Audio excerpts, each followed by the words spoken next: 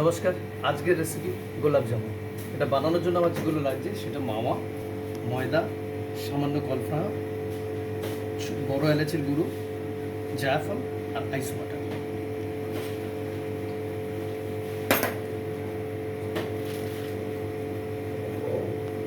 এটা রেশিও 1 কেজিতে 10 গ্রাম হচ্ছে ময়দা, 1 কেজি মাওয়াতে 10 গ্রাম ময়দা আর 5 গ্রাম হচ্ছে কি কর্নফ্লাওয়ার।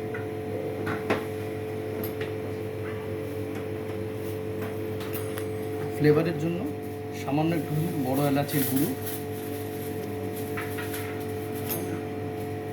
আর একটু গ্রেটেড নাটমেগ।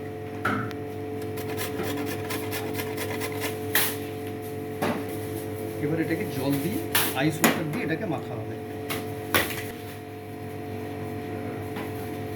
মিক্সচারটা হয়ে গেছে। এবার এটাকে আমি ছোট ছোট গুলির মতো শেপ করে নেব, বল বানিয়ে নেব। তেল গরম হয়ে গেছে, এটাতে ঘি, সাদা ঘি আর তেল একসাথে পাইল করা আছে। এর মধ্যে এবার আমি এই গোলাপ জামুনের বলগুলোকে ছেড়ে দেবো।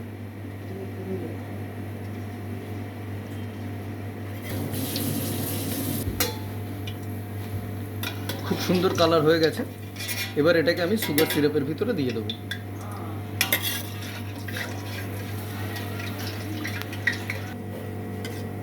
এটা রসটা টেনে অ্যাবজর্ব করে নিয়েছে। এবার এটাকে আমি প্লেটিং করব।